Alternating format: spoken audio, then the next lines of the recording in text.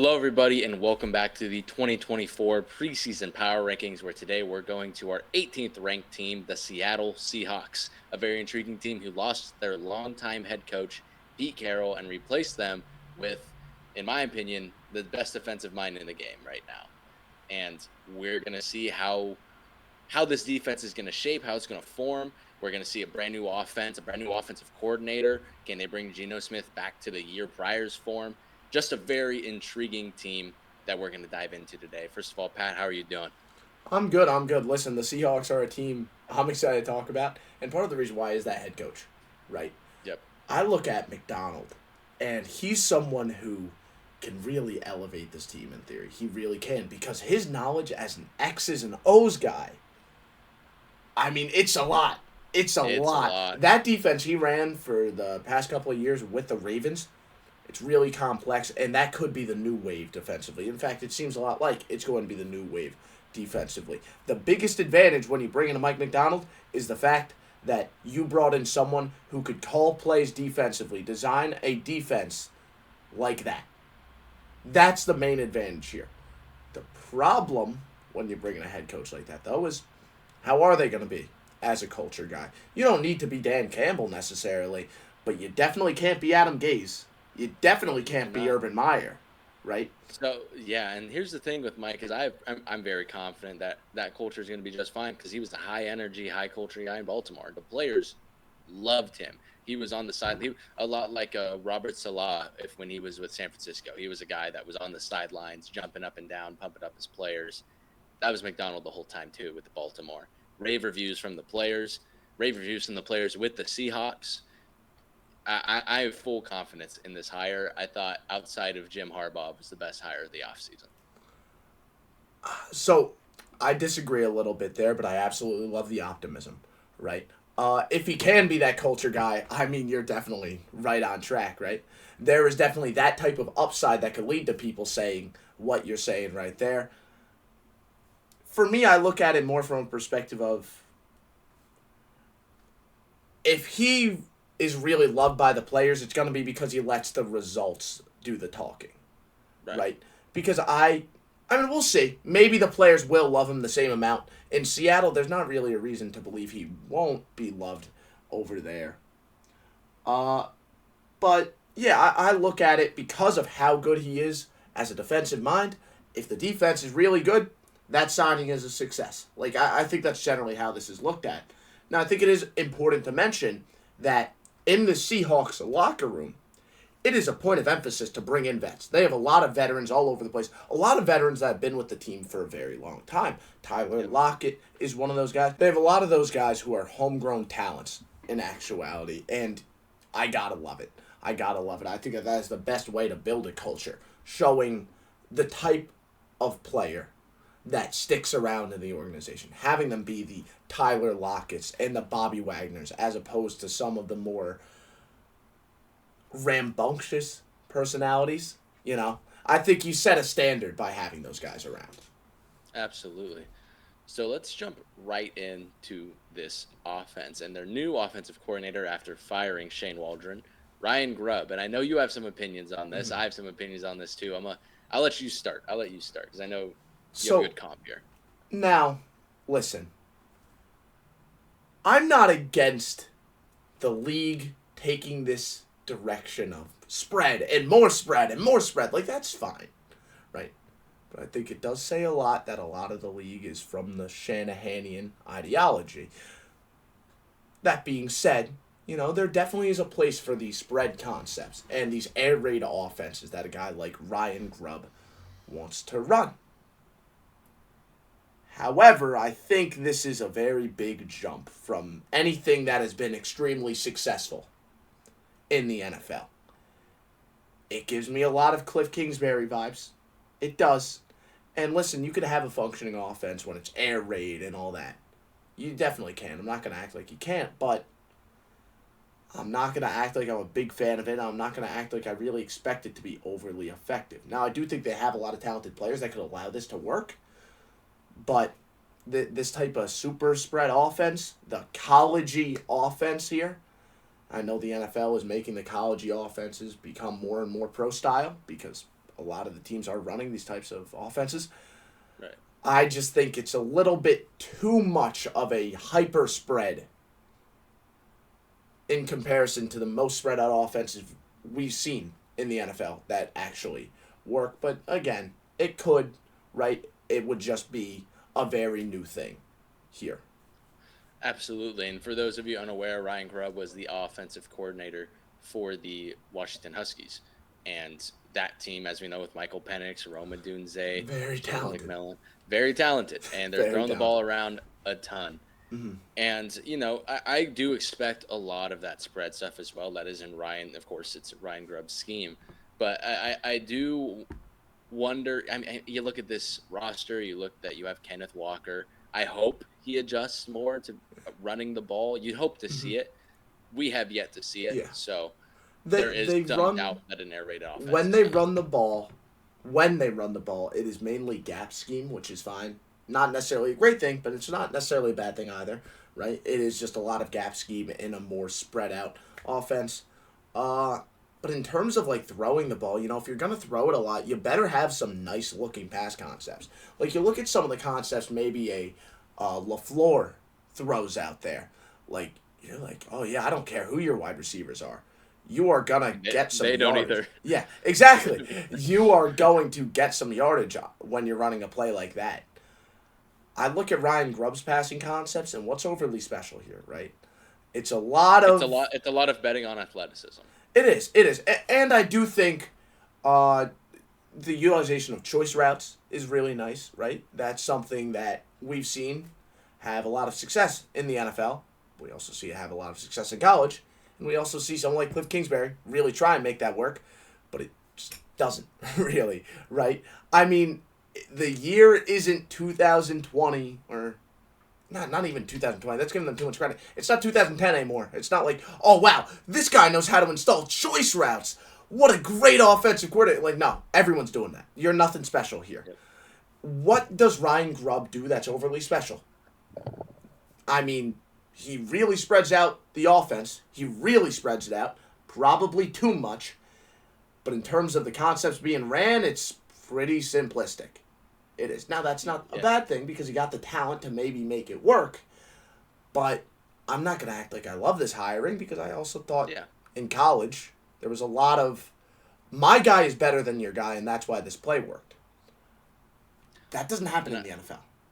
No, it doesn't happen in the NFL. I completely agree. So let's move into this offense now. And let's start with the quarterback, Geno Smith, who I still think is so underrated as a passer. Yes, he didn't have as good of a year as he did prior, but he was still good. Statistically, he didn't have as good of a year. I should say that. He was still fantastic on him. Yeah, exactly. And Shane Waldron was not very good at for sure. I find it insane how rare it is to see this guy in a top 10 quarterbacks list. I do. Mm-hmm. And listen, I'm not a big position ranking guy. There's a lot of very good quarterbacks in this league. But Geno Smith, he's a damn good quarterback. Oh. He is a damn good player. Completely unrattled by pressure. Very quick release. Very quick release, right? And when you operate a lot of these different offenses, that's something that can always be a tool, right? When you have those two things, a quick release and the ability to play well despite pressure, what else do you need? And he is a good fit, I think, in Grubb's scheme, because when you look back at the success that they had in college, Michael Penix, quick release, strong arm, fit into tight windows. I mean, Geno Smith loves to do that. I have a video up on my TikTok if you want to check it out, and it's of him against the Cardinals. It was this play-action shot play against the cover 2, and it was a crosser to Noah Fant, and he fit the ball 30 yards down the field between 5 defenders, and I was like, yep, that's Geno Smith. The guy has no fear. He's a gunslinger. Like, he is. He fits balls into windows you wouldn't even think of sometimes. Mm-hmm. He really is a borderline, if not top 10 quarterback. You're not worried about this spot at all. I think he's a good fit with this offense. It's really just is Ryan Grubb good? Is he going to be good at the NFL level? And listen, I'm going to be honest. I don't see a world where this offense is awful or even bad. But if it's average, that's disappointing because they have a lot of talent. And I would say that would speak more on Grubb than it would Geno. Yes, Personally. exactly. So I feel like we're past the point of Geno was a 1-year wonder, right? I think after last year and what he showed on film, there's very little to make you believe that Geno can't repeat this. completely agree with you. Very And good player. they did trade for Sam Howell, young quarterback that can sit behind Geno, kind of in that same sort of gunslinger type of quarterback. Yeah. So a good situation for him to be in. Is he the Seahawks' future? I don't think so, but he is there. He is there on the team. Yeah, no, it's a project. It definitely is. Worst case scenario, I mean, they didn't spend much to get him. No, they didn't. So, if anything, it's depth. That's probably what I'm expecting. There's no way where he like competes with Geno. That's unrealistic. No, Some people, you'd be surprised by how many people are branding it as that, but that's just not the case. It's not even close. Geno Smith could not practice all year, and all off season. They'd be like, "Yeah, Geno, get in here." Exactly.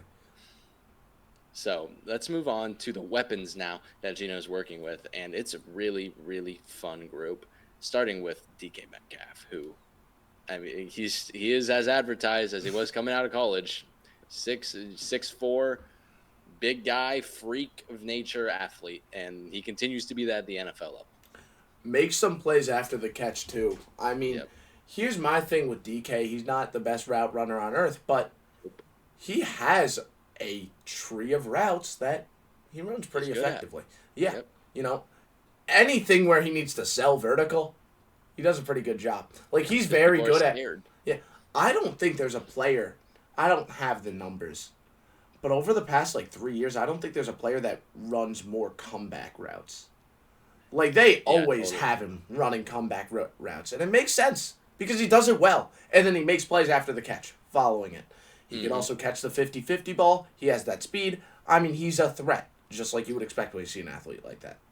And yeah, he's somebody that, you don't, outside of the elite corners, you don't ever see somebody press him. He's not a pressable player. Too big, too fast. We saw Deron Bland try and do that.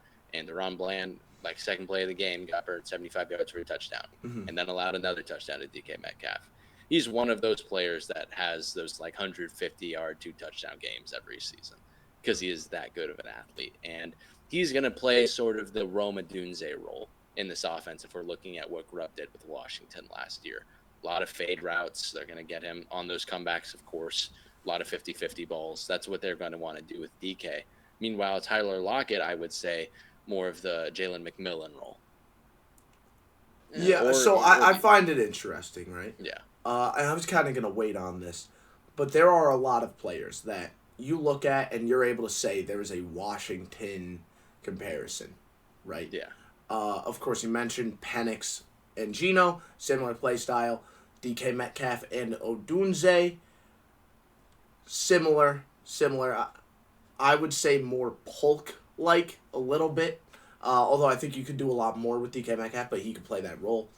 And then McMillan, I think I would give the other receiver, JSN, more of that type of description. I don't think they have an Odunze, and I don't think that there's a guy that Lockett is overly similar to. But that's not a knock on Lockett. All right, Lockett is still, even at his age, a very good player, and I think an offense that has so many choice routes would benefit for a player like him that I think his entire career, his number one thing that has made him such a good player is his just feel for the game, feel for kind of freelancing and adjusting based off of what he sees. He's done that so much throughout his career. It's where so much of his production comes off of, and I think this offense might kind of optimize that now. So, yeah, Lockett is a very good scheme fit, nice veteran player, and of course he's going to make his plays. And we kind of touched on him. JSN, their slot receiver now, first round pick last year. Damn good slot receiver. Yeah, damn good slot receiver. Love him. Even last year, he was a very good route runner. He was able to separate a lot. He didn't get absurd volume, but very good. And a lot of that early on, I remember I did a video on it. A lot of that early on was that connection with Geno just kind of it wasn't there. Geno wasn't looking his way. He didn't quite trust him yet. And there were plays where he was getting open and he wasn't getting the ball.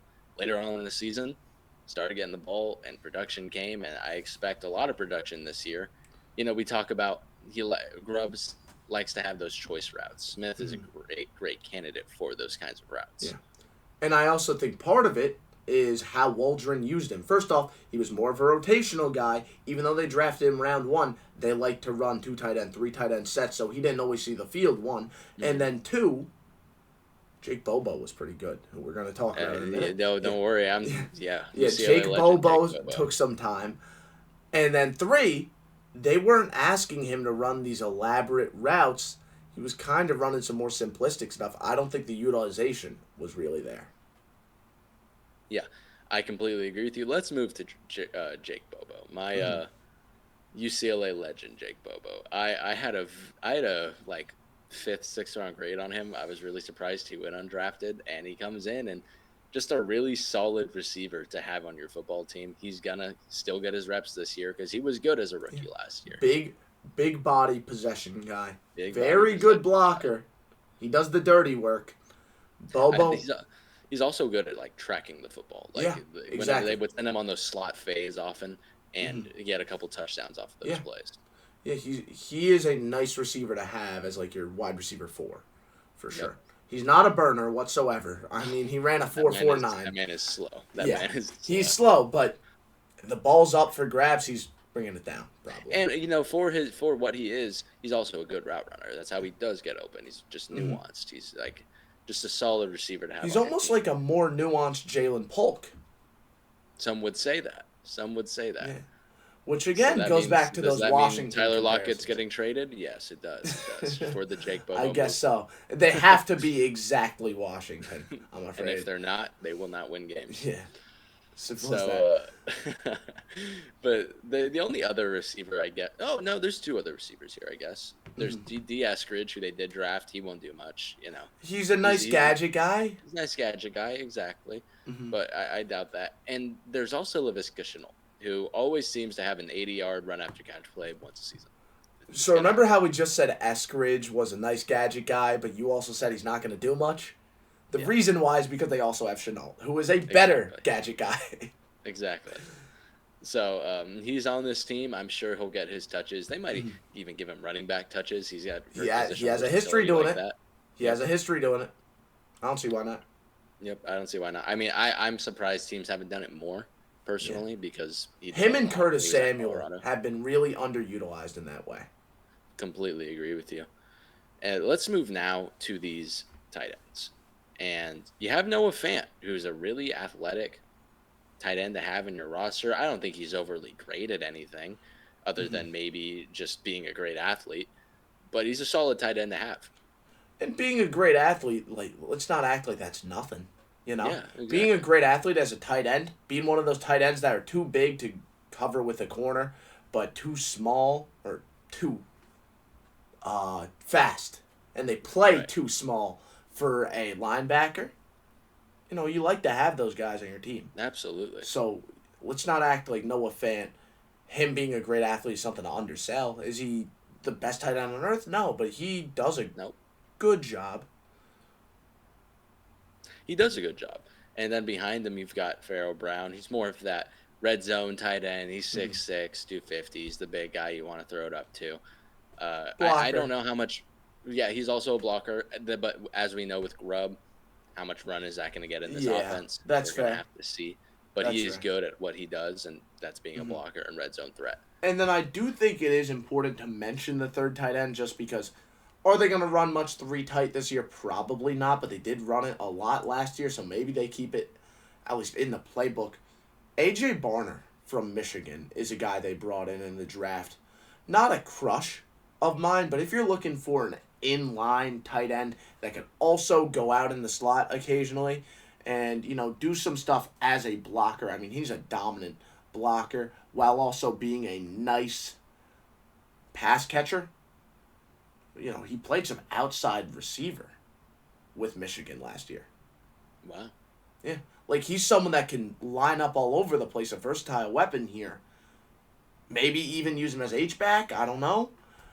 A.J. Barner is the type of guy that I'm excited to see on this team when he is on the field. I don't think he's going to be the best player on earth, but I think the threat of a player that lines up a tight end and then motions to outside receiver while also having some film out of the backfield or as a slot receiver. I think it's a nice type of player to have. Completely agree with you. I don't remember watching much AJ Barner, but that's really cool to think about. Let's move to the running backs now. And this is, this is the worry with Grubb is you don't want him to waste the talent they have in this backfield. And you start with Kenneth Walker, who is you want to talk about fast at the running back position. This guy is fast. There's a reason they fed him the ball last year. He is the perfect Madden running back in the sense that very fast, but ability to cut is spectacular. Yes. Ken Walker wasn't insanely productive yet in his career, but man, do I love his highlight reel. Yeah. This Absolutely. Is a player that makes plays, dude. And it's because he's so twitchy, he has the vision, and because he's so small, he's low to the ground and is able to break tackles because of that. I'm a big Ken Walker fan, and him potentially being underutilized is really going to bother me. Yeah, I completely agree. And I also think there's a chance they underutilize the guy behind him in Zach Charbonnet, who UCLA legend, another one on this team. I loved him coming out of last year's draft. I was a little surprised when they took him, but you've got lightning and the thunder between the two of them. Zach Charbonnet is more of that downhill, powerful back. He's not going to juke you out, but he's going to run through you. He's that type of player. And in a gap scheme, you want that. Absolutely. And he's also a player, while not going to make you miss much, he's also got enough speed to be put on burners. He can make big plays if he gets the hole.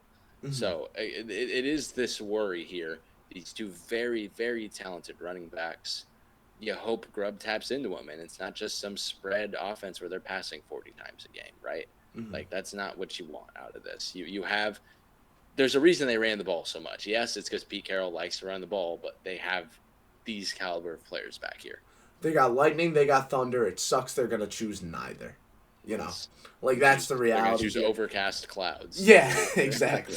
But, when they do get on the field, when they do actually run the football, they'll do some damage for sure. Now, it doesn't help when you look at this offensive line. Yeah. I mean, the interior offensive line was their Achilles heel last year, and they did nothing about it. I can argue they added players, but were they good players really? Laken Tomlinson might be. I liked Christian Haynes coming out. See, he was their third-round pick. Yeah. So I think he can be better than an Anthony Bradford or who they had there last year and everything. But we have yet to see that. It's a rookie. It's an unknown. And is Laken Tomlinson really gonna help improve this offensive line that much? I mean, he's better than who they had, sure. But definitely better. Still not good. Still not good. And then the center spot is still that's not a good player to have out there. I do think they're one highlight and one light on the interior offensive line is Christian Haynes, because I did like him. No, that's fair. I heard a lot of people saying he was a big steal. I wouldn't say he was a big steal, but as a third rounder, yeah. I like him. Laken Tomlinson is an improvement. He wasn't overly good with the Jets. No. But you never know. That whole offensive line was bad. And that can sometimes just make your offensive line just look worse. And it didn't help too. If we want to move over to the tackles. Last year, their interior offensive line was really bad. And their offensive tackle duo, injured. Young duo, by the way. Young duo. Abraham Lucas and Charles Cross both got drafted the same year. Abraham Lucas got injured pretty early on. Not early on. Was it early on? I think it was pretty early on. Yeah, it was pretty early on. I think he missed 4 or 5 weeks.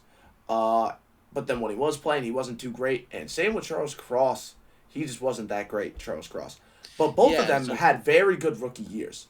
I was going to say, it's unfortunate because they were both really good in their rookie years, man. Especially Cross, who ended the year, I thought, extremely well.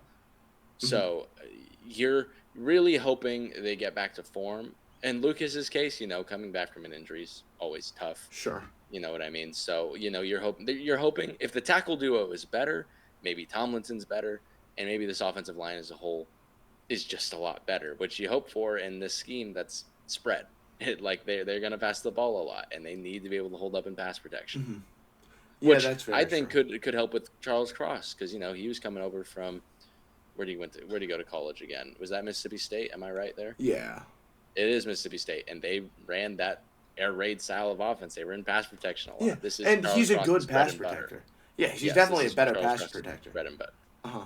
This is his bread and butter. It could be a good fit for him. Yeah, and it didn't help the secondary or the interior was so bad last year. You had to worry about that.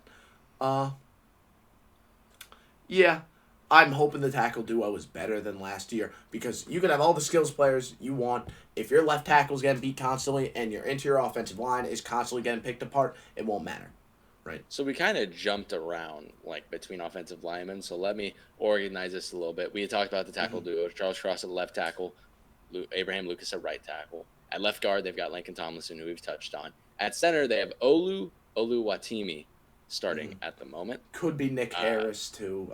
Could be Nick Harris from Cleveland. Neither are very good.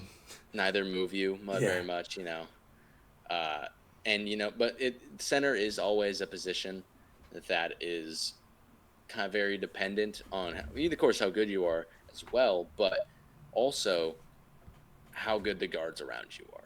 Because when you have two good guards next to you, things get a lot better. So maybe Tomlinson's better, and I don't envision Anthony Bradford being very good. But again, I have hopes in Christian Haynes, the rookie, third-round rookie. I think he'll start.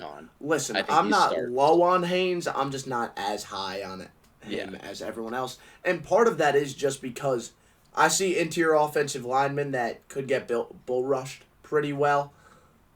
I lose a lot of faith. I think he's a very good people mover, but in terms of not getting moved, I think he struggles. I think nice run blocker, pass protector, concerning.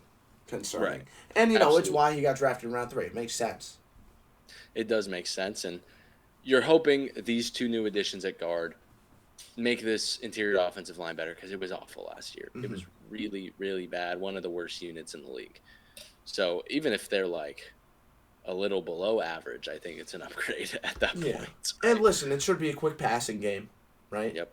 So maybe it doesn't matter too much, but you want to be able to get the most out of those lead horses in Ken Walker and Zach Charbonnet. You got to be able to block up front.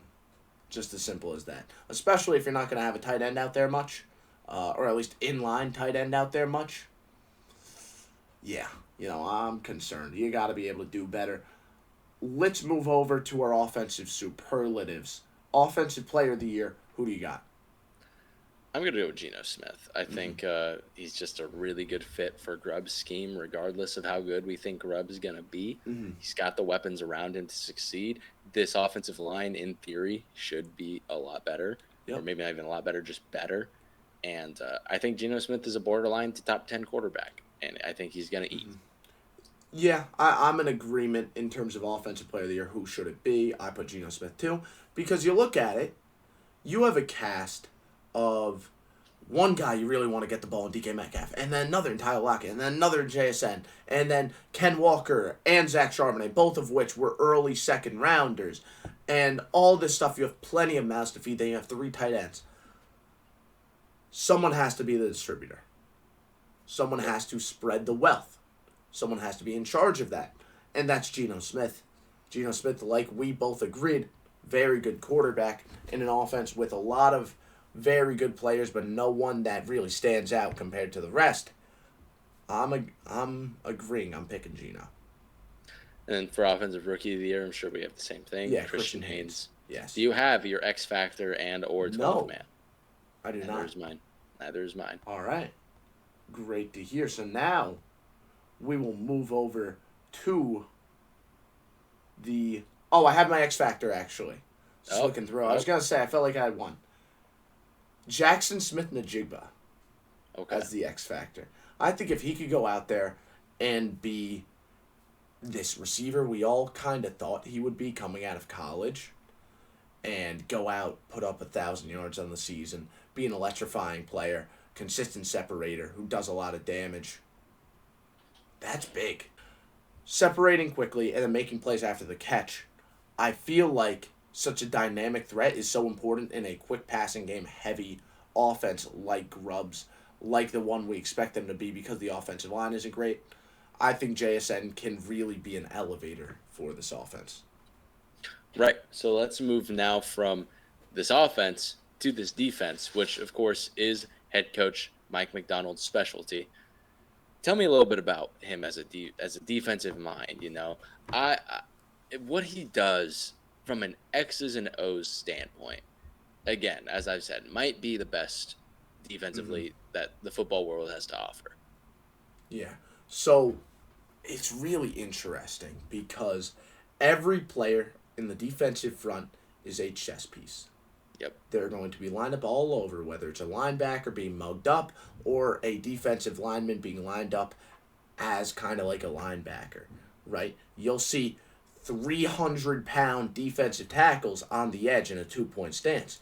You'll see those same defensive tackles being lined up as a nose tackle and dropping back into coverage. Like, it's a constant thing, and it's not just a one play, wow, we're really going to try and fool you. It's every play. You have no idea what you're going to see, and whatever you see pre-snap, it is going to be completely different post-snap. And that's not just in the defensive front. Their blitz packages are crazy, but the big adjustment that a McDonald makes in comparison to like a Jesse Minter, McDonald does that on every level of the defense. The secondary is also going to show you a completely different look.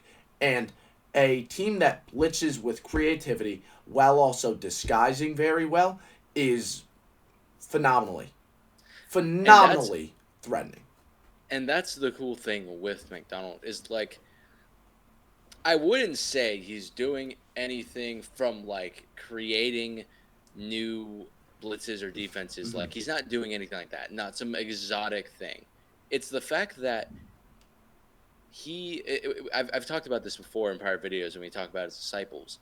What he does with his blitz packages is he teaches blitzes not attached to fronts. So a player knows what they're supposed to be doing anytime if they called like the Phoenix, it means whatever that blitz means. Yeah. They know from whatever front they're in what every player is supposed to do. And that's what's so interesting about this defense is, again, not some he's not just creating new blitzes out of nowhere and doing it. They're blitzes that teams run, but he's doing them out of such exotic fronts and the players know exactly what to do. The communication is up there. It's key. It's so fun to watch. Yeah, and I don't think it's just that the fronts are exotic.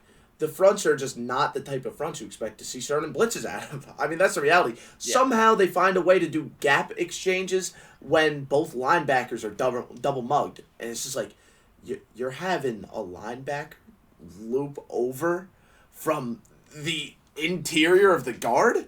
Like, from the inside shoulder of the guard, you're having them loop to the edge? And it's just like, that shouldn't work.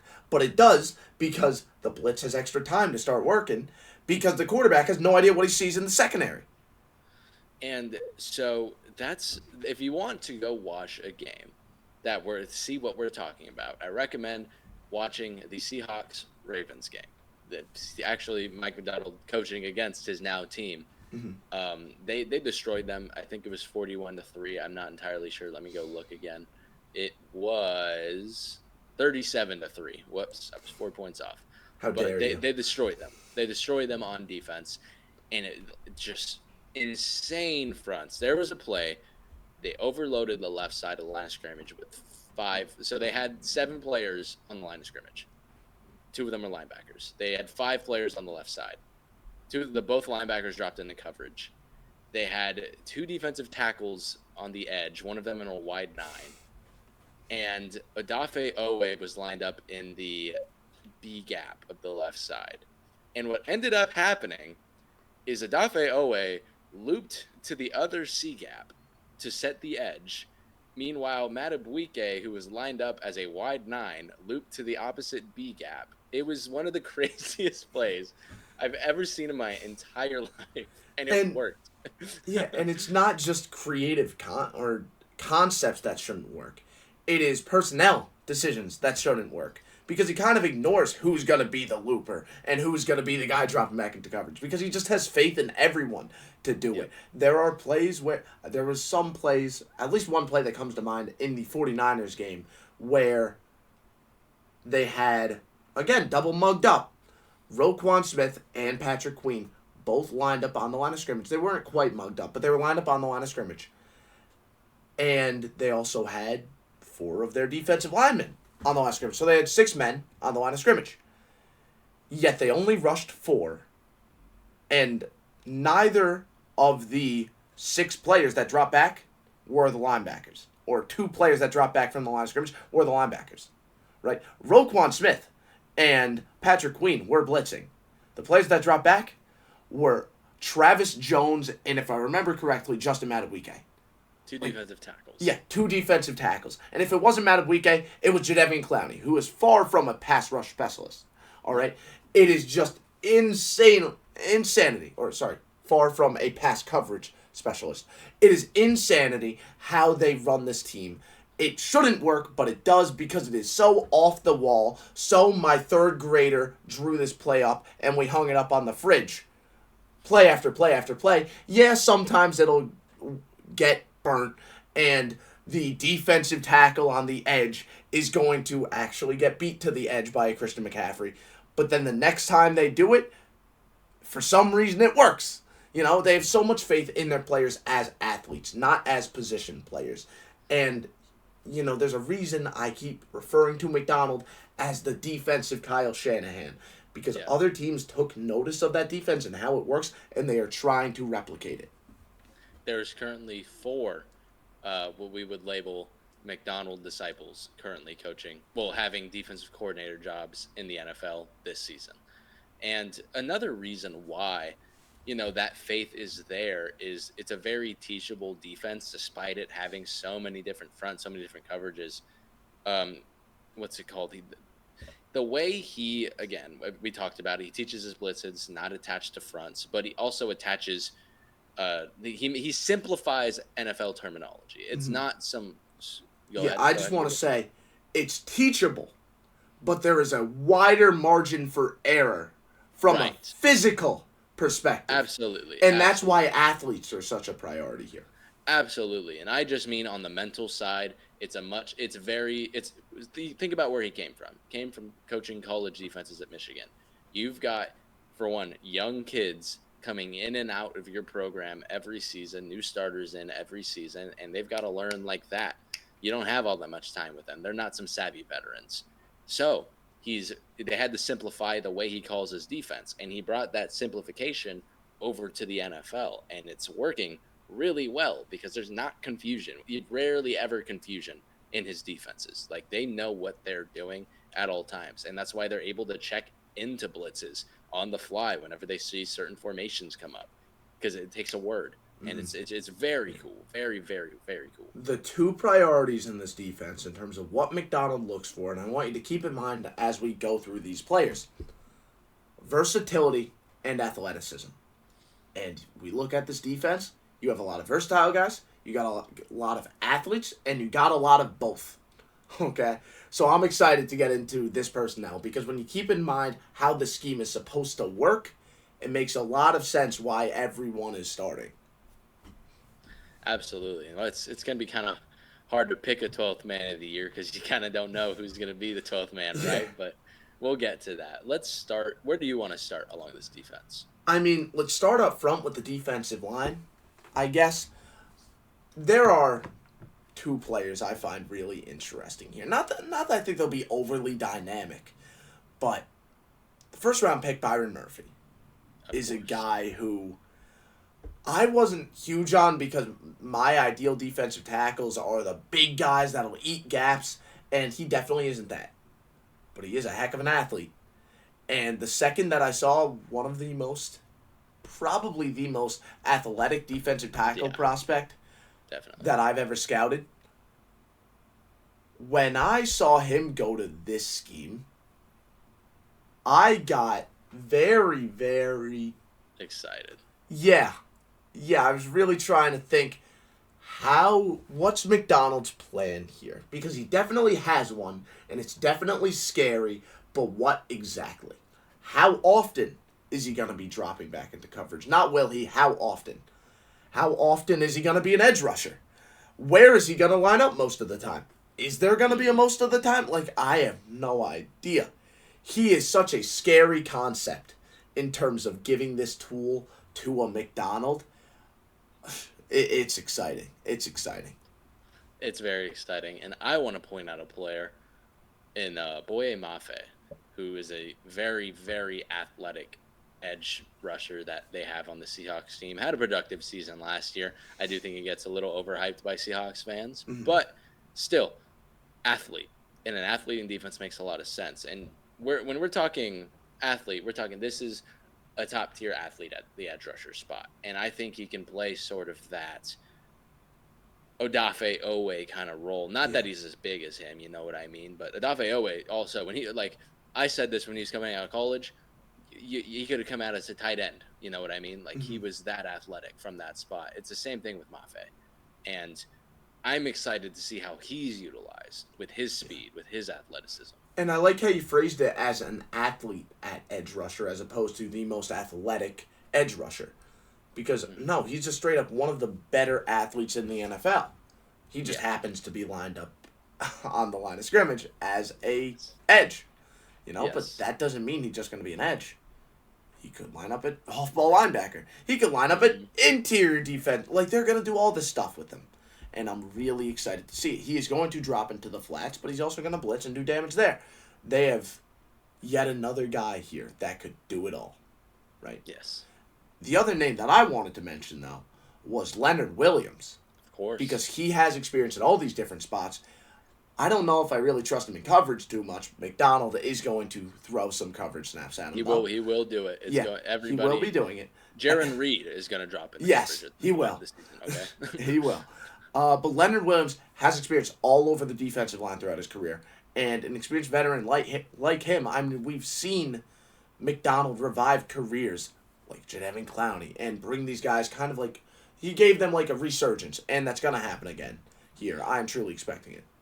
Me as well. And it's cool because Leonard Williams has a quote this offseason when they asked him, how is it learning Mike McDonald's new scheme? And he said, feels like I'm learning 6 to 7 new positions. And everybody along the defensive line is doing it. Now, are they actually learning 6 to 7 new positions? No, that's not what's happening. He's more talking about the fronts that they're going to be He's learning different alignments, they're learning the alignments, and they're learning responsibilities. So, you know what I mean? It's weird to say. It's kind of a positionless defense in a way. Yes. At least along the defensive line. Well, not just I feel like everywhere. I think everywhere. Okay. Yeah. Because you see defensive backs blitzing. And now they're all of a sudden the contained players. I mean, I don't see many edge rushers that play contain quite like we had Ronald Darby playing contain last year, if I'm being honest. We see a lot of guys going out there and doing stuff as these... they shouldn't be doing that. They should not be as good in contain if you're a member of the secondary. You shouldn't be as good in coverage if you're a defensive tackle. But they all are doing it, Yep. I wonder if they even had the position group separate during practice. It really does look like all of them are that refined at what they're doing. And if they're not that refined... He's like the defensive line coach. Hey, bring Williams over. DBs. Bring him to the DBs. You're taking Witherspoon. we got to make sure that Kyle Hamilton gets his contain reps today. Come on. It's crazy to just watch this defense play because it's just how are you practicing it? Those aren't the only names along this defensive line. Draymond Jones, I think, has again, athletic defensive tackle. And again, we talk about it. Athletes. Everywhere. He's going to be used as an edge. He's going to drop into coverage. We can say that about everybody here. Yep. Jaron Reed, I think, is interesting. I think he wasn't always very, he's never been that good. But I thought last year as a nose tackle, what he was able to do. He was very nose tackly. He was very nose tackly. Very nose tackly. He Not did much the nose of a pass tackle rusher, but hey, if you want to stop the run, he did it. Yeah, he wasn't spectacular at it, but he did it. He was fine. He did and then another name I want to mention, Cameron Young out of Mississippi State. Okay. He's a player who excites me as a young piece they could continue to work on in the future. And then, of course, we didn't mention, I don't know if he's quite their highest paid defensive lineman because they're paying Leonard Williams a decent amount, but he's definitely one of them. Uchenna Nwosu is a guy who, as a run defending edge, is pretty good at that. He could drop back in coverage, do a pretty good job there. I mean, he's another one of these kind of chess pieces. He's not a playmaker by any means. He's almost like when we talked about with the Chargers, he's like a Diet Tuli Peloton. Yeah. I never even thought about it. Yeah, I like that a lot. Plays that kind of role, almost like Kyle Van Noy-esque role type of thing. Mm-hmm.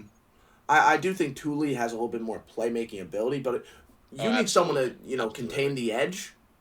Nwosu's doing that. He's doing it well, right? Not the biggest name on earth, but he does a good job as an edge rusher in this defense.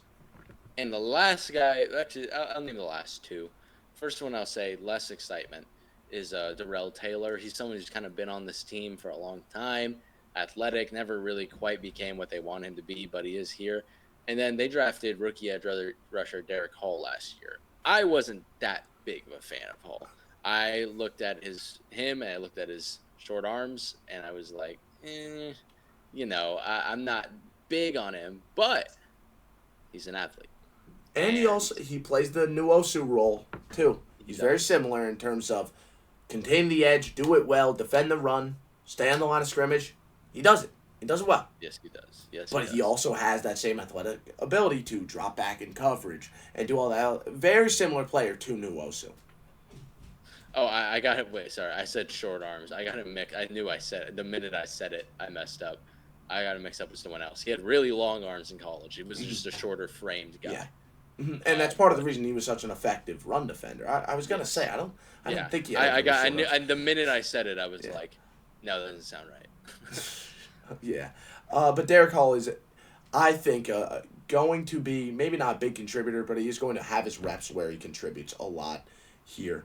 So now let's move into the secondary, and I want to start with their second-year player, the 5th overall pick last year, cornerback Devon Witherspoon. If you were to craft a Mike McDonald DB in a lab, Devon Witherspoon is who would come out in my eyes. Like this, he does he's not Kyle Hamilton, if we're going to say that's the true DB in the Mike McDonald But lab, is he really not? I mean, you get what he's not going to be quite the he hits hard. I think he can play safety, but I do think he starts at corner and possibly in the slot. So I guess he would be Kyle Hamilton. Yeah. Right? Yeah. So I think that is a good He spot. doesnn't hit as hard. Sure.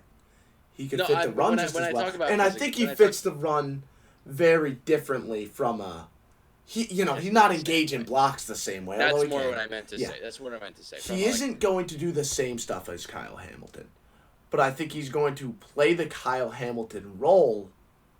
This is a crazy take. I think he's going to play it better than Hamilton. He's not going to be engaging blocks, but he's going to be working around them. He's going to do damage in the box. And here's the other thing. Man coverage on receivers is something Kyle Hamilton is good at. He isn't Devon Witherspoon at that. So here's the thing. Devon Witherspoon was he's currently, because there is a new highest graded corner I've ever scouted in this next year's draft personally, but he was one of the highest graded corners I've ever scouted. I think he's 3rd for me all time, and I liked him that much. I thought he'd be a better safety at the NFL level, playing in that kind of slot safety role, because his college highlight tape at Illinois is him just slamming people to the ground. It's not even about the coverage at that point, which he was amazing at. It was him. He'd come up and fit a screen or a run play and just demolish somebody. And I think what you're trying to say here isn't necessarily that he's better as a safety or a slot guy. It's just you have less of an impact as an outside corner. Yes. And because he's such a good player, you want him to have the biggest impact possible. So you want him to be lined up in the slot or at safety. And I can absolutely get behind that. So, but here's the question with that, though. Who's the person who plays outside corner in his spot then? Because we have Tariq Woolen, who plays 1. but I'm not really a fan of anybody behind Well, those two. here's the reality, right? Devon Witherspoon's going to play some outside corner. He's Yes. going to play some slot. He's going to play some safety. He's going to play some box safety. He's going to do it all, right? He's going to be an edge rusher for a Will couple he? Yeah, of I was plays. gonna say, will he line up on the Yeah. edge? Yes, he will. Yes, he will. And he's going to hit a nasty spin move on Trent Williams some week. Just wait, right? Or maybe he bull rushes him. I don't know. I mean, this is a defense full of surprises, right? Now, I will agree. I am a little bit concerned about who's going to be that next cornerback, right? I mean, looking right now, Michael Jackson is a guy I could see doing it. I guess. Or he could, right? You know, and it's maybe Kobe Bryant, but I don't think he's been very impressive throughout his No, career. he hasn't. Like, that's definitely the weak spot, but here's the thing you got to keep in mind, right? I don't want to make this become they're weak at this spot, but the scheme. But I am going to make it into that. The fact is, you could be a little bit worse at corner. Absolutely, And you might in get a beat. defense that creates as much pressure as this one does, And a helps your defense cornerbacks that, a lot. like, attacking a weak spot is a lot harder with this defense than it is with the Browns defense. Because the Browns defense, you just look at the matchup, you're able to identify it pre-snap and just be like, okay, I see Michael Jackson or Kobe Bryant man-to-man on A.J. Brown right here. I can tell he's a man-to-man. I'm just going to throw it up. A.J. Brown's going to get a touchdown. Meanwhile, in this defense, it looks like A.J. Brown's being guarded by Michael Jackson. Okay, we're going to go ahead and check A.J. Brown to a go route, and now we're going to throw it up to him. And, whoops, there goes Tariq Woolen from the other side of the field, and he's actually responsible for a deep zone on that side that A.J. Brown's on. Whoops, my bad. Now where am I going? I just got sacked, right? It's very different. They're going to cause confusion, and because of that, a weak spot with your third corner, it's not the end of the world. Right, absolutely. And I do have a question about the other corner here in Tariq Woolen. How good of a fit do you think he is in this defense? Because he's a guy I think was a really good fit in that cover 3 Pete Carroll style of defense. Not so much in this. I personally don't think he's not a run defender. He's actually a liability in that point. He's not somebody you're set. You know what I mean? What you have to keep in mind is that the recent Seahawks, ever since they brought in Tariq Woolen, have been more man-to-man, less of the traditional Pete Carroll cover 3. And that has been Tariq Woolen's big benefit, right? Them going to a more man coverage type of defense. Now, it's probably going to go back to that, cover 3 heavy, a lot of soft zone. Even with the disguises, it still is going to be, in terms of the concepts they're running, a lot more soft zone coverage. And I'm not going to disagree with the sentiment that Tariq Woolen isn't great for that stuff. And not only not great for that stuff, but when you think about, he's not a versatile piece on it. Again, Tariq Woolen's not somebody. I mean, maybe you put him at safety, but he's not somebody you put in in the slot ever. He's a bad tackler. He's a bad tackler. That's why he got benched. People forget he got benched halfway through last year because he was such a bad tackler. He was a liability as a tackler, as a run defender, as even just run after catch type thing. Yeah. So I'd be a little surprised if Woolen was all that great in this defense, but he should be fine. And that right there is why I didn't really want to kind of throw the conversation about Michael Jackson and Kobe Bryant out the window, because this is going to be a 3-4 team. They are not going to be running too much nickel. It's going to be a decent amount, but not too much. They're going to be 3-4, and because of that, the lack of a third corner isn't the end of the world. Yeah. But it is the end of the world when it seems like second corner, it might be a little bit more of a battle than we think. Right? Yes. Yes, absolutely. And do you see any of the because they drafted 2 corners this year, both of which from Auburn, in DJ James and Nehemiah Pritchett. I mean, is there a world where they're playing this year? I mean, maybe DJ James sees a couple snaps. I could definitely see that. I don't see any of them being overly impactful. right? I think DJ James is probably going to be the one that sees the most time as like that third corner. I could see him beating out Kobe Bryant. I could see him beating out Michael Jackson for sure. Does he beat out Tariq Woolen? I don't know about that. But maybe. I mean, he was bad last year. He was bad. As a tackler, he still was pretty good in coverage. He was okay in coverage. I still don't think he was anything. He wasn't as good as rookie year. He was definitely better his rookie year, for sure. No. So, you hope, when you have a defensive guy, you hope he can fix all of your defensive players because Tariq Woolen's an A, S-tier plus athlete. But it's just like when you think about you have one corner who's made in a lab to play this defense and another one who's made in a lab to not play in this defense, in my eyes. So, yeah. We also got to mention the other safety, Rayshawn Jenkins, right? Or I guess, no, we haven't mentioned either. We haven't mentioned either. We haven't gone to the safeties yet. Yeah. Huh. For some reason, I thought the Witherspoon conversation we hit on the safeties because we talked about him like he was a safety. He's got to be playing some safety. Yeah. Yeah. But Rayshawn Jenkins, how do we feel about him in this defense? I think this is an interesting experiment. I think it is an interesting experiment as well. I'm excited to see how he does, personally. I think he is, we're talking about athlete and we're talking about he can be versatile. He can be moved around. But we haven't seen it too much yet. No, we haven't seen it all too much, but we believe the projection makes sense. Yeah, the projection makes sense. We just need to, have proof of it.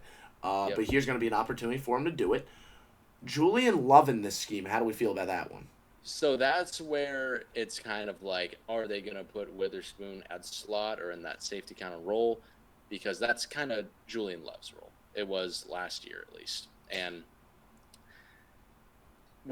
is he, again, outside of playing slot? I don't know if he's very good at much anything else, personally. Do you feel very, very against him as like a high safety, kind of that Marcus Williams? I'm not completely against him as a high safety. I do think he is best when he is playing in the slot. Do you think he could play kind of the Marcus Williams role? He could. He could. I don't know how great at it he'd be, personally, but he could. Like, I don't think if you put him in that role, he'd be a liability. I don't think you're worried about how he's going to play in this defense. I just think you're not getting the best out of him. And if he's outside of the slot role or that kind of buzz safety, box safety kind of role. Yeah, that's definitely fair. It's interesting. I'm really interested to see what happens with the safeties. I don't think there's a world where it ends up too bad. No, I don't think there's a world where it ends up bad at all. I think they're all going to be moved around somewhere at some point. So let's go to the linebacker spot. And this is really important because this Mike Macdonald defense wasn't always as good as it was last year. It took time. It took time for one to learn and two to get the players needed to run it. And the correlation with this defense going from it's all right to it's the best in football was when they traded for Roquan Smith to play the middle Mike linebacker role. And he was a perfect fit in that defense. And it shows why him and Patrick Queen having good linebackers is so important in Mike Macdonald's scheme. And I don't look at this linebacker room and think these are good linebackers, personally, especially looking at one of them who I'm very familiar with as a Dolphins fan. And I'm not saying this defense is going to be bad next year because of that. I still think they'll be good because Mike Macdonald's that good. But I think it's going to be far from its ceiling with who they have lined up at linebackers, starting with Jerome Baker, who's fine. He's a fine linebacker to have. He can tackle. He's all right in coverage. I think the good thing that we could say about Jerome Baker as someone that played in another disguise-heavy defense with Brian Flores, line up on the line of scrimmage, drop back into coverage, he could do it. Line up in kind of a disguised blitz where, you're far away from the line of scrimmage and then you blitz, he could do it. Like, he has experience doing these disguise type of things. So I like the fit a lot with Jerome Baker. I don't think he's going to be amazing, but I like the fit. I think he's a fine linebacker. I think he's fine. He was never great for the Dolphins. But, again, I think it's far from what this defensive ceiling can be with him starting out there, personally. Yeah. And then Tyrell Dodson and Tyrese Knight, I think both of them, it's going to be a split. Yeah. I don't really like either. I thought Dodson did fine with Buffalo last year. Mm-hmm. But again, I'm not looking at this linebacker room like it's some liabilities out there. I'm more looking at it as this defense is not going to be as good as it can be with who they have in those spots. Now, I will say this about Dodson. As a coverage guy, he isn't too bad. He isn't. He has familiarity with Sean McDermott's kind of softer coverage type stuff that he likes to do with his linebackers. I don't think you're getting too creative with him. I don't, and that's something you were able to do with Patrick Queen and Roquan Smith. But again, we'll see. And then Tyrese Knight is not someone I'm a big fan of. Were you? No, I didn't look at his tape. I was all too impressed. No. Mm-hmm. Now let's move over to the defensive superlatives. Defensive player of the year, who do you got? Devon Witherspoon. Yeah, there's no doubt, if, ands, or buts about that, and it's the same with defensive rookie of the year. Both of us have Byron Murphy, right? Yeah. Yeah, we think Murphy's going to rotate, but come on. Like, he's going to do his job. He's going to do damage. You have your X factor here. Who is that? I do. My X factor for this defense is going to be Devon Witherspoon. Like, I think defensive player of the year and Devon Witherspoon. I'm giving him both, essentially, saying that, like, if he does play this Kyle Hamilton role, like Kyle Hamilton was debatably best, like he's one of the best defensive players in football. He should have won defensive player of the year.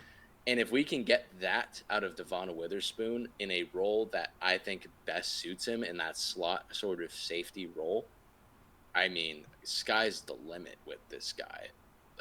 I think having a guy who can play that Kyle Hamilton role in this defense is going to really help McDonald transition from his personnel with the Ravens to this personnel with the Seahawks, and that's why he's my X factor, and both defense player of the year. So as you can see, I believe in the X factor. As you do, as you should.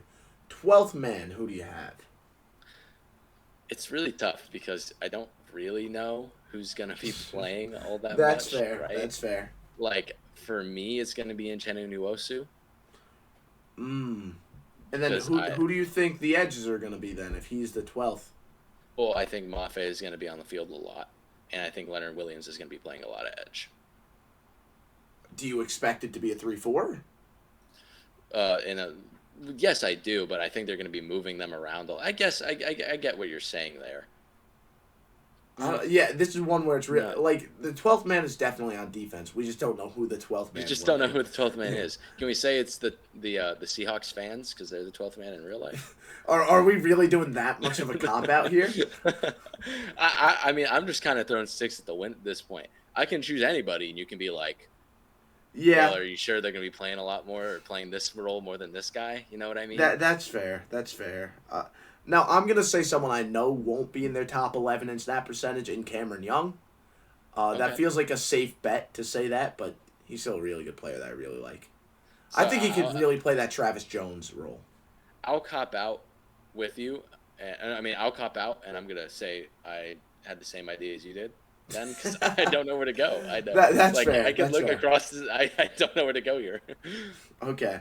Now, let's move over to special teams, and when we get to this, I'm just going to make a really quick wardrobe change with my headwear because we got a Marist Red Fox on this one.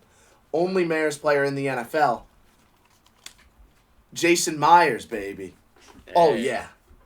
Jason Myers, Marist legend, best kicker in the NFL. I don't know what's going on with my camera here. What is this? Do you see this too? I do. What the hell is going on there? I don't know what that is, but Marist legend, Jason Myers, they're always down on the Red Foxes, as you could tell by, once again, what the hell is that? You're actually breaking the space-time continuum by wearing that. Talking about a Marist Red Fox playing in the NFL, this is what happens here.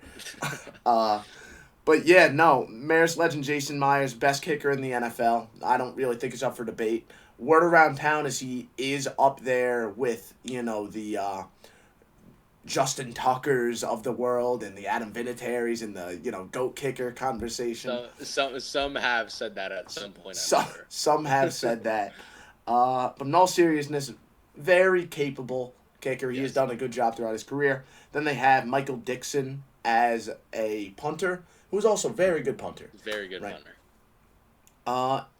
Returner, they have two guys I really like here. Yeah. D. Eskridge and Laviska Shenault. Yep. Love that. I also do think it's worth mentioning that Jay Harbaugh, who is Jim Harbaugh's son, is their special teams coordinator. What creative stuff are they going to pull out of their bag of tricks with the new kickoff rules? I don't know, but I'm really excited to see it.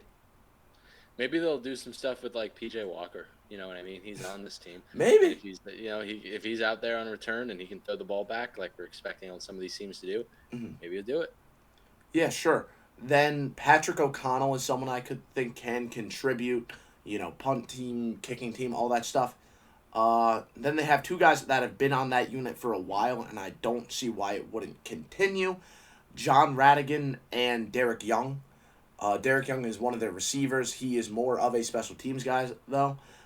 And then they also have a nice veteran who has been around the league as a special teamer in Artie Burns. So this is a unit I look at in terms of special teams. I think they're going to be able to make plays. I think they're able to consistently make their kicks. And, yeah, I think they're going to prevent other teams from making their plays because they have so many veterans that have been there for a long time as pure special teamers. Yep.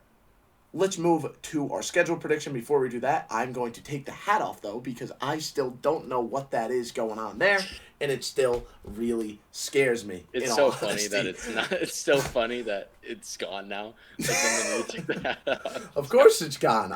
Once again, it's just anything. They're always preying on us Marist Red Fox's downfall. I don't know why. But when Jason Myers wins MVP...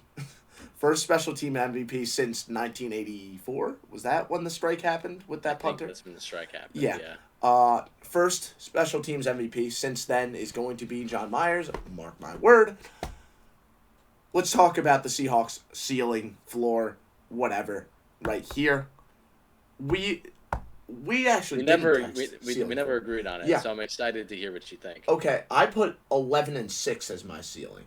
My ceiling was 12-5. 12-5. Okay, so 12-5 is what we're gonna say for ceiling. Floor, I put 7-10. Hey, we got that on. That's okay, exactly what so we have them anywhere from 7-10 to 12-5. What was your final prediction? My final prediction ended up being 9-8. Same exact thing here. Okay. Now let's go through this schedule, starting with what would have been another Russell Wilson revenge game. Now these teams are very different. Because one team has a new head coach, the other team has a new quarterback. Now it's the Bo Nix revenge game against Ryan Grubb. You know what I mean? Yeah, that's a way to look at this for sure. Man, the narratives, the one person that blogs about that narrative, it's gonna go crazy for them. But how do we feel about this 4-5 game right here? I feel pretty okay saying this is a Seahawks win. I don't think the Broncos have the personnel to really match up against what this team has offensively. And thing. Okay. Do we think that possibly, just to present the devil's advocate perspective, I'm in agreement Seattle probably wins. Let's say that Seattle doesn't have that defensive scheme down to a pack yet. You think Bo Nix can take advantage or no?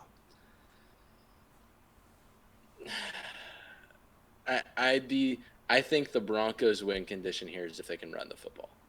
If it's Bo Nix, sure, he'll be fine in his first start. I still think this is a really confusing defense to play against for any rookie. That's fair. But if they're confusing themselves and messing up coverages and not getting to their assignment... Sure, but then you're even more confused as Bo Nix. You don't even know that's true. That's true. You know what I mean? You're just... So I think the Broncos... The thought of Bo Nix seeing, a wide-open Troy Franklin deep down the field and just being I don't know! And then, settling for a check down and throwing a pick into, triple coverage is really funny, but it is such a Bo Nix thing to do. So I think the Broncos' win condition here is if they can run the football, and I think this team is pretty well suited to defend the run. Yeah. So I'm gonna go with Seahawks pretty easily here. Okay. Well, they follow up a pretty good matchup with another pretty good matchup, and where they get to confuse another rookie quarterback potentially, or maybe not. Potentially, We don't or know. Brissett, who Yeah. knows? But Or Brissett. Brissett might be confused when he sees this one. That is fair. Uh, do we agree Seahawks back to back? yeah. Now Miami So probably I do want to wins. say one thing about that game. It's a little trappy in the sense that like if this defense, because this defense, that Patriots defense has a chance to be really good. Like they Oh, do have personnel Brissett to be wins. good. Okay. It can Grubb do well. Like can that offense, that spread offense, do well against who they have in there? Maybe Christian Barmore might be able to tear it up. Like there's a world where the Seahawks offense is stalling. I still would say even when that happens, the Seahawks defense does a good job at stopping that offense. I'm still pretty confident in the Seahawks. Just want to point out there's a world where this Grubb offense doesn't match up well into Mhm. this Patriots scheme. I could see that. I definitely could see that. Miami. Miami's a team that's very good at beating teams they're better than. I would say Absolutely. they're not insanely better than them. I do see a No, world where maybe the Seahawks are the better team. I I yeah. yeah, I'm there as Mm-hmm. the resident Dolphins fan. Um, you know, it really depends on, for one, I think it really depends on the health of the Dolphins, and when that means defensively. Because if the defensive line's healthy, I mean, this like, anybody could beat this team. Like truly, like if the defensive line isn't healthy with its edge rushers and who they got there, anybody can beat this team, and they do have personnel to match up with like Tyreek Hill, Jalen Waddle, because they have fast players on their cornerback Mm-hmm. spots. I still think the Dolphins win here. I think this is a situation where you see, hey, if this defense isn't down pat with what they got in their coverages and they're messing up, I think Tua and the way they run this offense over the middle of the field would be able to take advantage of that unless they are fully in there, fully ready to Mm-hmm. go. I also think Weaver. It's going to be interesting because Weaver, as the defensive coordinator, he's going to help McDonald be like this. Not Mike McDonald. I'm talking about McDaniel. Sorry, Yes, McDaniel. McDaniel. Yes, He's going to help McDaniel understand like this is what McDonald's going to throw at you. Here's how you want to attack it. He's going to have problems with this. Here's how they coach up the corners to defend this passing concept. So if you make it look like this passing concept and then change it to this, oh boy, they're going to be screwed. Like, they're really gonna. It's going to be an interesting chess match here, is what I'm it's trying gonna to be a say. fun chess match for Yeah. sure, and this is where like again, I keep mentioning this defensive line. Like, there's a world where it's Chop Robinson and Shaq Barrett rushing off the edge instead Mm-hmm. of Bradley Chubb and Jalen Phillips right at this Mm-hmm. point. And it's a pretty likely world. Is Chop Robinson ready and raring to go? We don't have Christian Wilkins anymore. Yep. Can we affect Geno Smith enough? Mm-hmm. And you don't know. I still go Dolphins here. I think, again, this Seahawks defense will not be fully readied and fully prepared for them. I don't think, Mm-hmm. in my eyes, just because of, for one, who they're going up against personnel Yeah. wise and coaching wise. Mm-hmm. Now we go from one very talented opponent to another. Now they're in a primetime game against the Lions, Monday Night Football. I feel pretty confident in saying the Lions. The only thing that makes me slightly hesitant is McDonald confuses Jared Goff, which we've seen. Which is totally a possibility. But But I'm taking Detroit. I also don't think this run defense. Like, I think this run defense will be good. I don't think it's good enough to stop this. Not gonna. I mean, game. which defenses are right? Which run Yeah, defenses are? It's a that's great exactly. running unit. Also, I think that defensive line can give the Seahawks some problems, man. Big time. Big Yeah. time. That defensive line is one of the better ones in Mhm. football, for sure. Yeah, for sure. Then the Giants. All right, everybody. Let's go to my checklist. Is Evan Neal starting? If yes, the other team wins. Yeah, starting at right tackle. Starting right tackle, I should say. Yeah. But no, this is definitely one of those games where, for one, Daniel Jones could get very confused. Two, Yeah. Daniel Yes, Jones he get can. very confused. If Evan Neal is starting at right tackle, they could confuse him. They can get some rushers going off the edge there. Mhm. And I think defensively, I don't think they match up all that well. Like, I think the defensive line is going to get their pressure for sure. But when it comes to the secondary, I think it's going to be pretty difficult matchup against these receivers. And Geno Smith's a good quarterback under pressure, so I feel pretty good saying the Seahawks here. Yeah. I just find it funny. Daniel Jones playing against that defense is coughing baby versus hydrogen. Coughing baby versus hydrogen bomb. Yeah, like yeah. It just the defensive scheme a lot. Like he is going to see Ghost, Sam Darnold style. 49ers primetime game Thursday night. I forgot. I wanted to bring this up. Do you think maybe part of the McDonald hired is the old McDonald is the Shanahan destroyer in the sense of what they did to the that offense? Sure, but I feel like McVay showed the kind of blueprint for how a Shanahan team can beat up on the Ravens or a McDonald scheme. So that team also had Matthew Stafford making some crazy throws in that game. That's fair, and Purdy won't be doing that. You know what? Thursday night football. Here's my hot take. Here's my hot take with this Seahawks team. I think if any team is, I think if either of the teams are going to beat each other twice, it's going to be the Seahawks. I think the Seahawks are going to do it. Thursday night football. Anything can happen. I'll take Seattle there. I'll take Seattle at home. Yeah. At home, yeah. And then the other game they have off a bye week. Seattle playing against the 49ers. It might be in San Fran, but they're coming off a bye. I mean, yeah.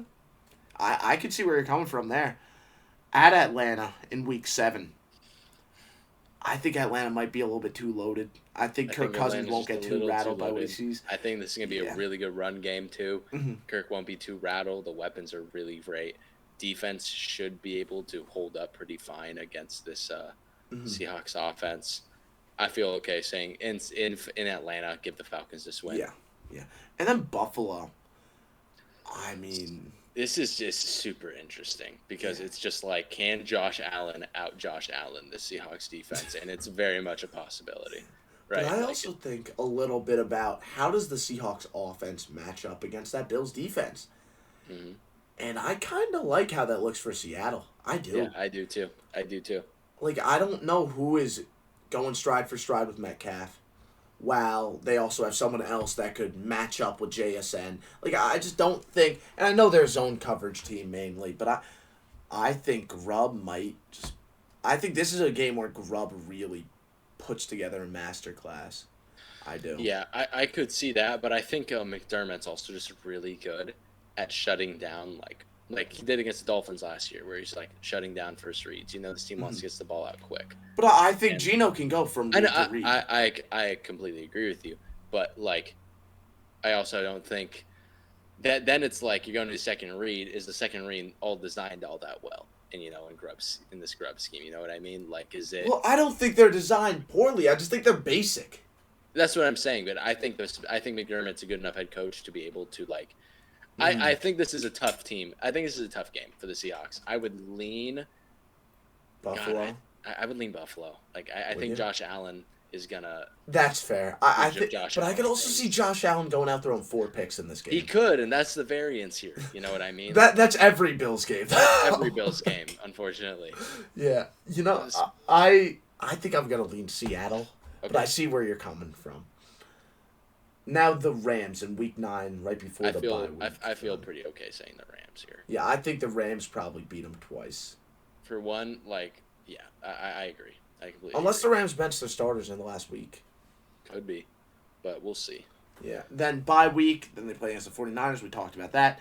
Arizona versus Seattle is a really fun game. I'm excited to see twice. This is a team that can run the ball, and they got to be able to stop this run game. Yeah. But it's how does Kyler Murray play against this? Right? How does Kyler Murray play against this type of scheme? I don't think Kyler Murray's ever been overly great at doing much more than like kind of, I see this look pre-snap, now I'm going to expect that to be stagnant.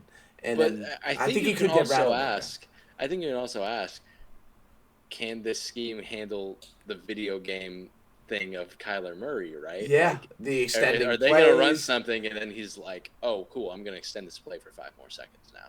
Yeah. You know what I mean? So I think it's interesting. I think it's a very interesting matchup. This is where having a player that is lined up as a one-tech going all the way to the edge can really catch up with you.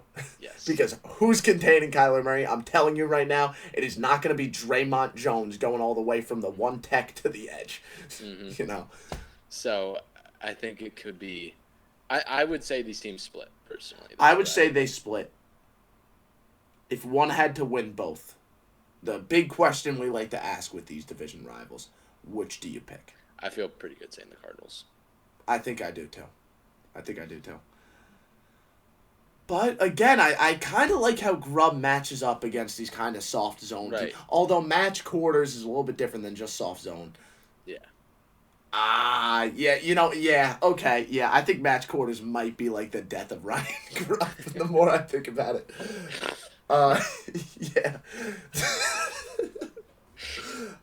yeah. The more I think about it, that seems very bad.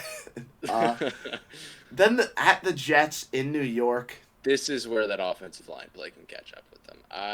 And this is a team that in the secondary matches up super well. I feel pretty good saying the Jets here. Yeah. No, I get that. I also think this is a team that might be able to get the run game going a little bit on them because Breece Hall is such an animal. I think it would be. It's interesting to try and visualize, how does Rodgers match up against or how does he see, like, this McDonald defense? Because what's he seen like? He hasn't. He's played in the league for a while. It's been a while since he's seen something he hasn't seen. This would be something he hasn't seen. Right. But is that going to result in him dropping 40 points?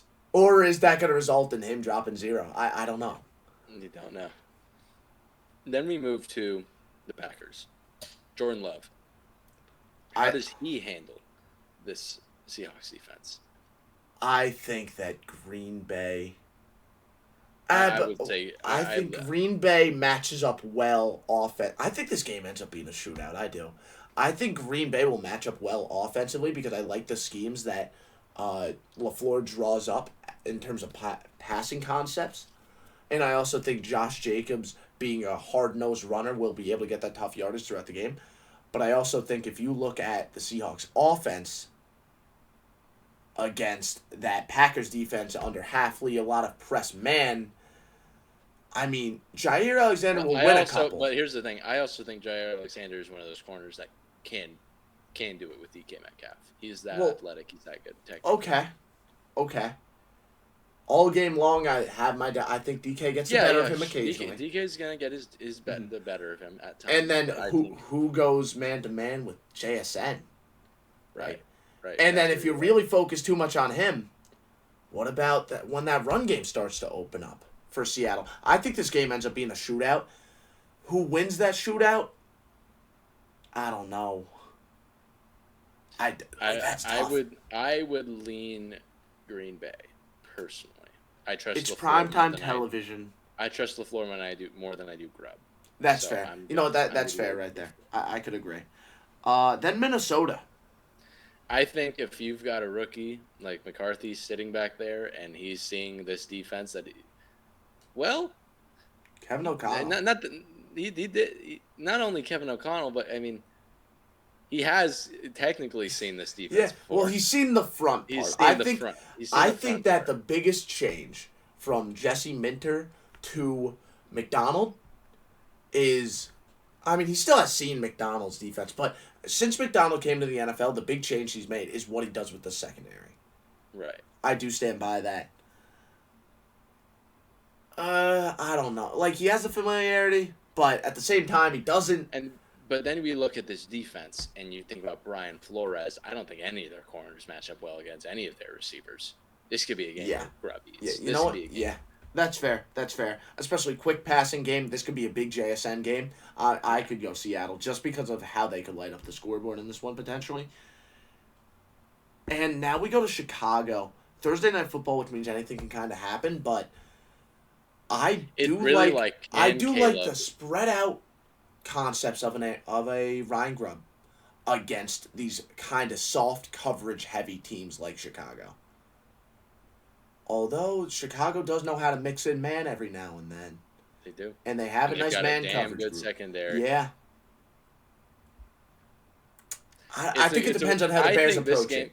I think this game comes down to How is Caleb going to handle seeing the Seahawks defense? I think that's what's going to come down to. Mm-hmm. And I don't know. I don't know. The play extension could really threaten them. Like we agree, The play extension is going to be a bad thing for Seattle. Yes.